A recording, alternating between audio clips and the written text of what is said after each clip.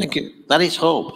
I mean, actually, in these moments of darkness, that is what they say, telling truth is a revolutionary act, and it's hope. So, over to you, Vijay, because many of us say we're fighting the same fight again and again and again. There was a conversation yesterday, will this fight ever end?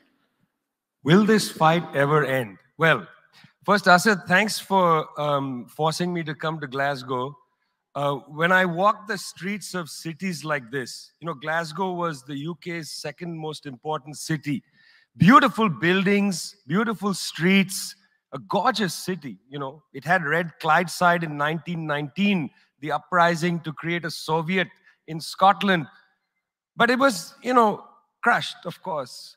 When I see cities like this, I think also about the other side of it. You know, there's a phrase from Walter Benjamin, every monument of civilization is also a monument of barbarism. I think of the famines in Bengal, the jute workers in Bengal sending jute to Dundee through the Glasgow port.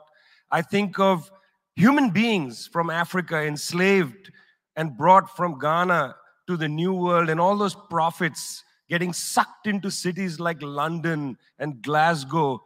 You know, between 1765 and 1938, the British Isles stole $45 trillion pounds from India, 45 trillion sterling from India.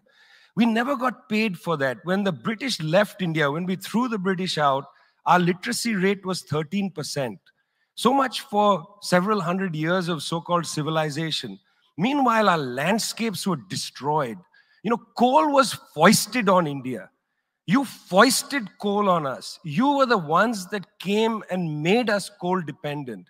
And then you left, and now you dare to condescend to us. When I listen to Boris Johnson, when I listen to people like Joe Biden, when I listen even more to Emmanuel Macron, all I can think of is how condescending you are. You condescended to us 400 years ago. You condescended to us 300 years ago. You condescended to us 200 years ago. You condescended to us 100 years ago. You're condescending to us today. You only know condescension because for you, colonialism isn't something that happened in the past and we defeated you. It's not that. For you, colonialism is a permanent condition. And that permanent condition happens in two ways. There's the permanent condition of the colonial mentality. You want to lecture us. You want to tell us that we are responsible for all the problems because you'll never accept that you're the one principally to blame. You signed the Rio Formula in 1992 on common and differentiated responsibilities. You like the common part. You like the common part. You like to say we're all in this together and so on. We're not in this together. The United States, 4-5% of the world's population, still uses 25% of the world's resources. You outsource production to China, and then you say China is the carbon polluter. China's producing your buckets. China's producing your nuts and bolts. China's producing your phones. Try to produce it in your own countries and see your carbon emissions rise. You love lecturing us because you have a colonial mentality.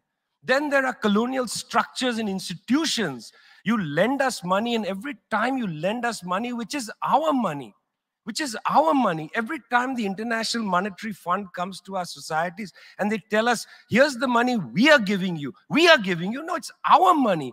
You give us our money back as debt, and then you lecture us about how we should live.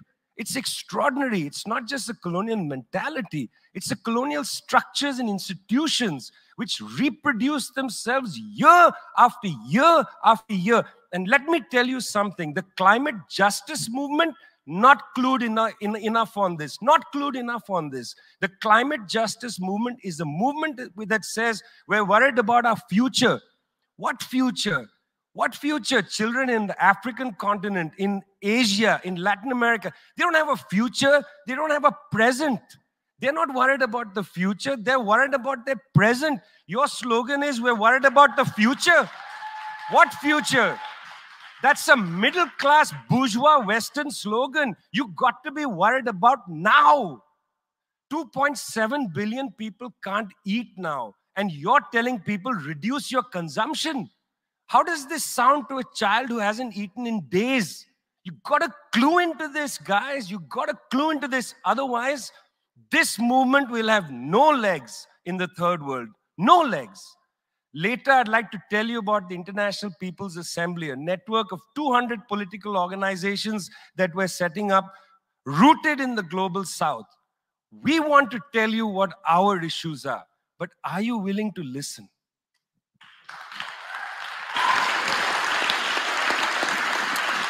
Thank you, Vijay.